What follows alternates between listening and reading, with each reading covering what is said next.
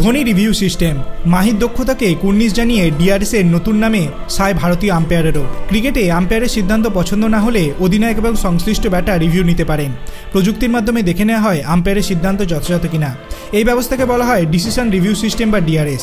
অনেকেই এর নাম দিয়েছেন ধোনি রিভিউ সিস্টেম। ভারতের অন্যতম সেরা আম্পায়ার অনিল চৌধুরীও এই নামে সাড়া দিয়েছেন। অনেক সময় দেখা যায় সঠিক সিদ্ধান্ত নিতে না পেরে ক্রিকেটাররা ডিআরএস নষ্ট করেন।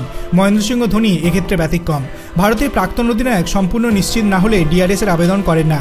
সিংহভাগ ক্ষেত্রে দেখা যায় তিনিই ঠিক। ধোনির খেলা বহু ম্যাচে মাঠে আম্পায়ারের দায়িত্ব সামলেছেন অনিল। সেই অভিজ্ঞতা থেকে ভারতের অভিজ্ঞ আম্পায়ার বলেছেন ডিআরএস নেওয়ার ক্ষেত্রে ধোনি খুব নিখুঁত, তাই ভালো করে খতিয়ে না দেখে সিদ্ধান্ত নেওয়া যায় না। তিনি বলেছেন উইকেটরক্ষকেরা যে জায়গায় দাঁড়িয়ে থাকে সেখান থেকে বোলারদের অবস্থান সবসময় ঠিকমতো বোঝা যায় না। তবু ধোনির আবেদনগুলি বেশ যুক্তিসঙ্গত হয়।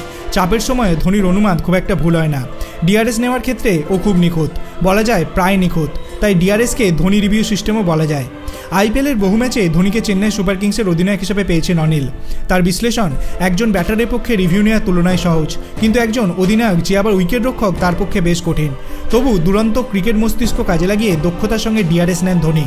দুটি বিশ্বকাপ জয়ী ভারতের প্রাক্তন অধিনায়কের এই দক্ষতাকে কুর্নিশ জানিয়ে ধোনি রিভিউ সিস্টেম বলেছেন অনিল। আপনার কি মনে হয় মহেন্দ্র সিংহ ধোনি ভারতীয় দলের মধ্যে কি অন্যতম সেরা ক্রিকেটার? আপনার অভিমত আপনি কমেন্ট সেকশনে জানাতে পারেন।